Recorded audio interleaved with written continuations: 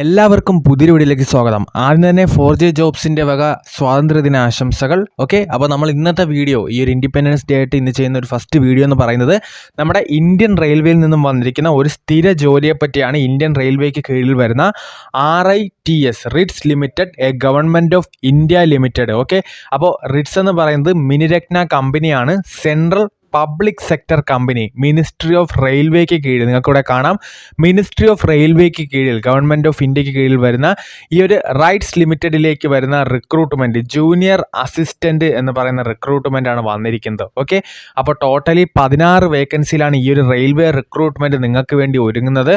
ജനറൽക്കാർക്ക് 11, EWS 1, OBC 4 എന്നിങ്ങനെയാണ് vacancy ക്രൈറ്റീരിയയും പറയുന്നത്. Okay, അപ്പോൾ ഈ ഒരു junior assistant HR VC number 271/2023 ആണ്.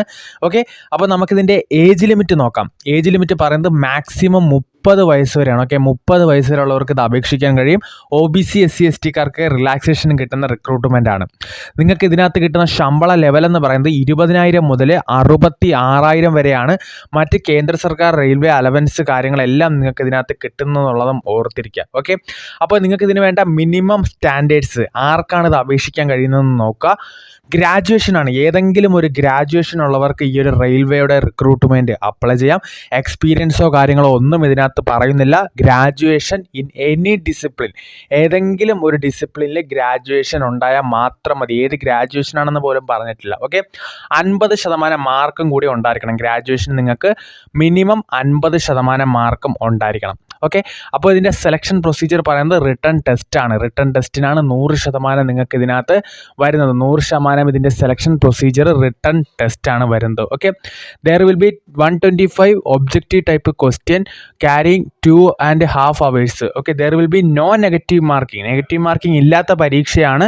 Okay, no mark will be deducted for incorrect answer. അപ്പോൾ നെഗറ്റീവ് മാർക്കിങ്ങും വരത്തില്ല. ഓക്കെ, അപ്പോൾ നിങ്ങളിത് അപ്ലൈ ചെയ്യുമ്പോൾ ആപ്ലിക്കേഷൻ ഫീസ് ഉണ്ട്. ജനറൽക്കാർക്ക്, ജനറൽ OBCക്കാർക്ക് 600 രൂപ, EWS SC ST കാൻഡിഡേറ്റ്സിന് 300 രൂപയും ആപ്ലിക്കേഷൻ ഫീസായിട്ട് പറയുന്നുണ്ട്. ഓക്കെ, അപ്പോൾ എല്ലാവരും ആപ്ലിക്കേഷൻ ഫീസ് അടച്ച് വേണം ഇത് അപ്ലൈ ചെയ്യാനുള്ളത് ഓർത്തിരിക്കുക. ഓക്കെ, ആപ്ലിക്കേഷൻ വീഡിയോ വേണമെന്ന് ആവശ്യമുള്ളവരൊന്ന് കമൻറ്റ് ചെയ്യുക. എങ്കിൽ ആപ്ലിക്കേഷൻ വീഡിയോ മെജോറിറ്റിയുടെ റെസ്പോൺസ് അനുസരിച്ച് ചെയ്യുന്നതായിരിക്കും.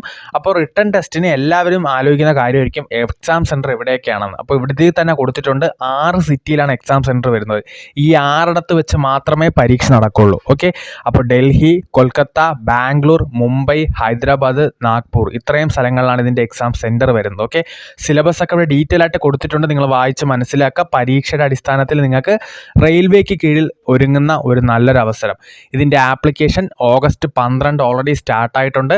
ലാസ്റ്റ് ഡേറ്റ് September 4 ആണ്. ഓക്കെ, September 4 മുന്നേ നിങ്ങളിത് അപ്ലൈ ചെയ്തിരിക്കണം. ഓക്കെ, പരീക്ഷയുടെ ഡേറ്റ് പിന്നീട് അവർ അറിയിക്കുമെന്നും പറഞ്ഞിട്ടുണ്ട്. അപ്പോൾ ഈ റെയിൽവേ ജോലിയൊക്കെ ആഗ്രഹിക്കുന്നവർ തീർച്ചയായിട്ടും അപ്ലൈ ചെയ്യാൻ നല്ലൊരു അവസരമാണ് ഡിഗ്രിക്കാർക്ക്.